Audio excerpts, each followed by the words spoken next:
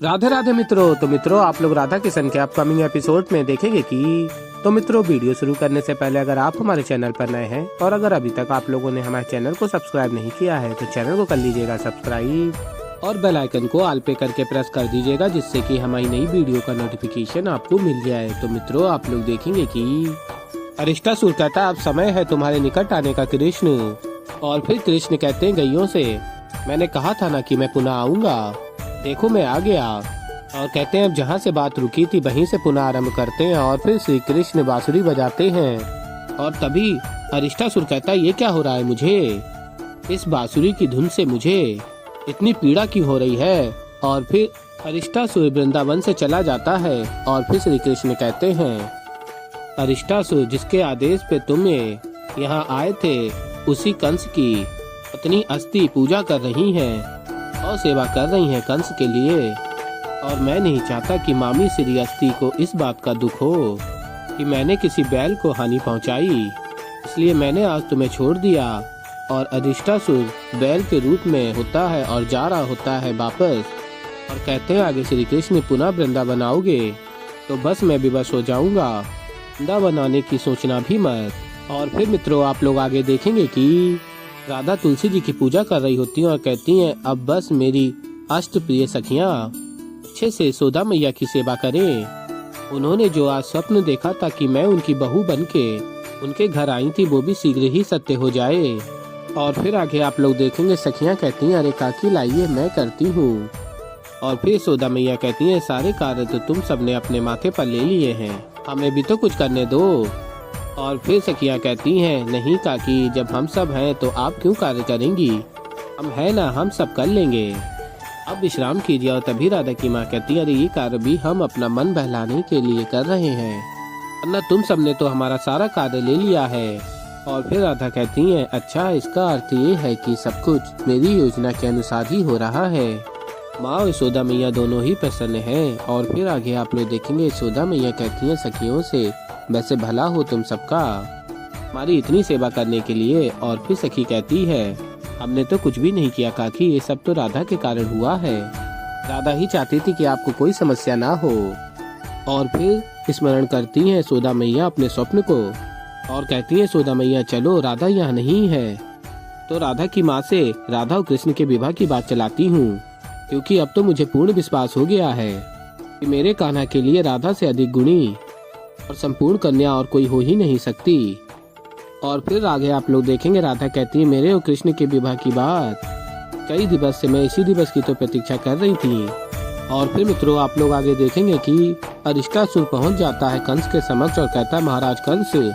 तभी महाराज कंस के द्वारपाल कहते हैं आप भीतर नहीं जा सकते अरिष्टासुर से। और तभी अरिष्टासुर अत्यंत क्रोधित होता है और द्वारपालों को मारता है और अंदर जा रहा होता है महाराज कंस से मिलने। तभी महारानी अस्ति रोकती हैं, रुक जाओ अरिष्टासुर, तुम इस समय आर्य को आकुल नहीं कर सकते, वो अभी तपस्या कर रहे हैं। और अरिष्टासुर कहता है किंतु मेरा अभी महाराज कंस से मिलना अति आवश्यक है। और फिर महारानी अस्ति बताती हैं बहुत दिवस के पश्चात आज महाराज कुछ अच्छा करने जा रहे हैं, उन्हें आकुल मत करो अरिष्टासुर, यदि तुमने उनकी तपस्या भंग की तो वो तुम पर बहुत क्रोधित होंगे।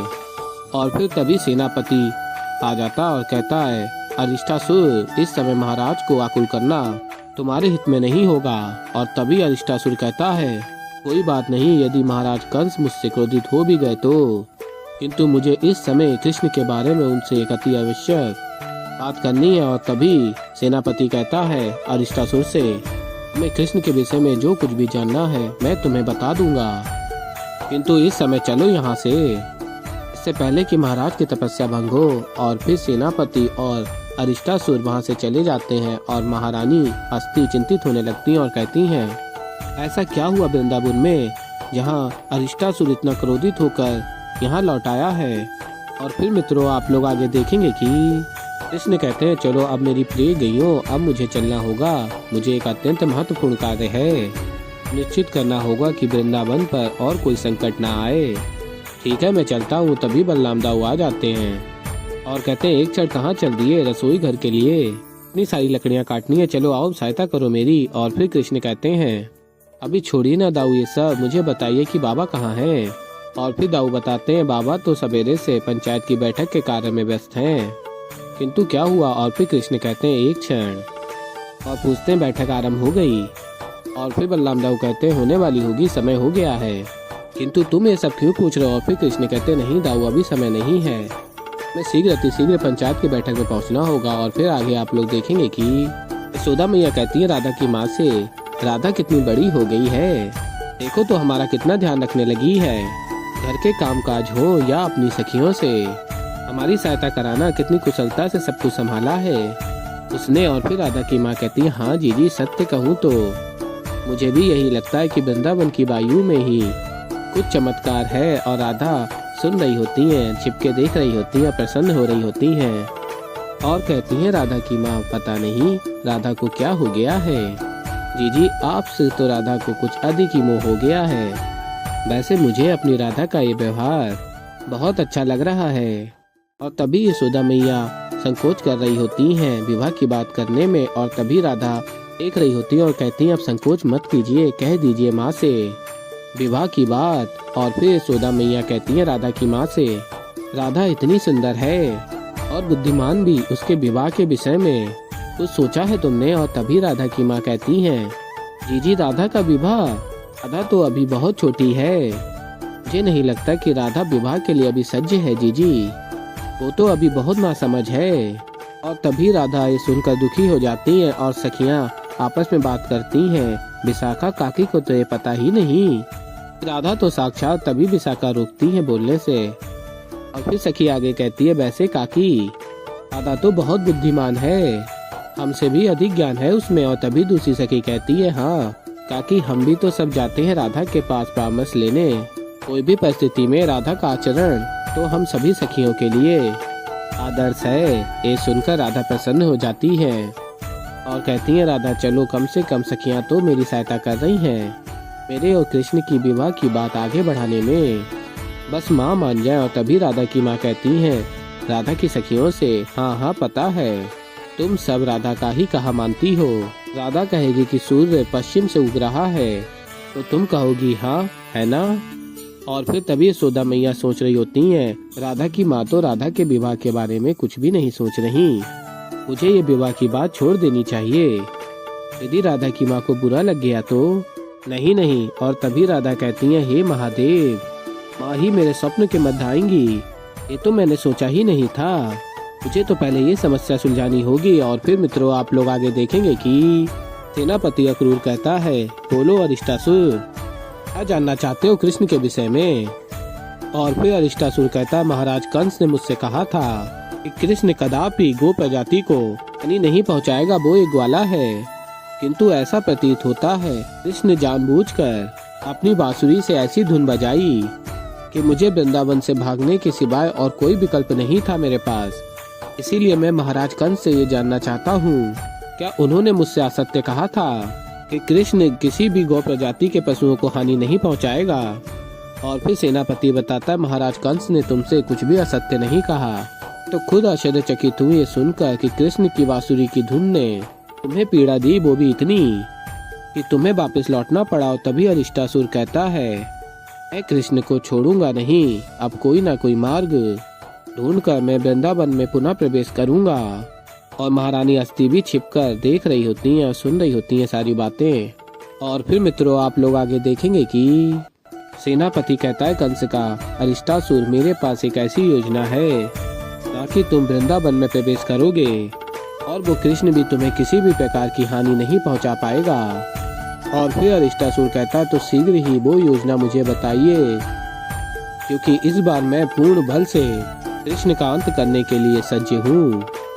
और फिर आगे आप लोग देखेंगे कंस का सेनापति स्मरण करता है कि यदि अरिष्टासुर तुम बल से कृष्ण के ऊपर प्रहार करोगे तो तुम्हारा भी वही हाल होगा जो बकासुर का हुआ था। और फिर अरिष्टासुर कहता बताइए ना क्रूर। और तभी सेनापति कहते हैं आओ मेरे साथ। और बताते हैं अरिष्टासुर, कृष्ण से युद्ध करने के लिए बल की नहीं बुद्धि की आवश्यकता है। और फिर बताते हैं कि कैसे क्या करना है। और फिर मित्रों आप लोग आगे देखेंगे कि कृष्ण कहते हैं दाऊ शीघ्र चलिए, हमें पंचायत की बैठक में शीघ्र अति शीघ्र पहुंचना होगा।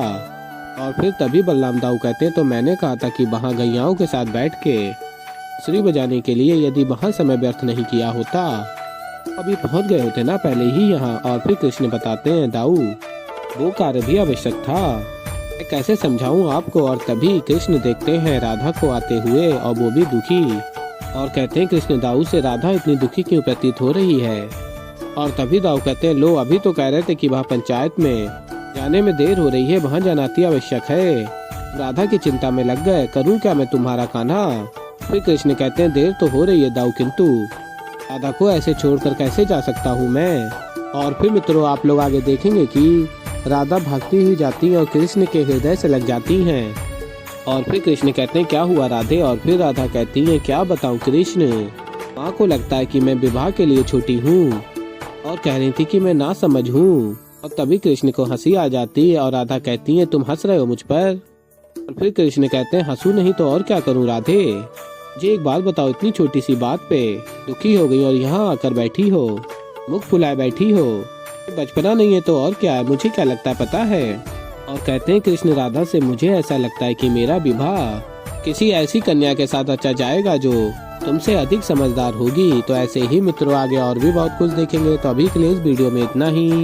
तो मित्रों अगर आप लोगों को हमारी वीडियो पसंद आई हो तो वीडियो को कर दीजिएगा लाइक, चैनल पर नए हैं तो चैनल को कर लीजिएगा सब्सक्राइब। और मैं मिलता हूँ जल्दी आप लोगों को एक नई वीडियो के साथ। तो तब तक के लिए मित्रों राधे राधे।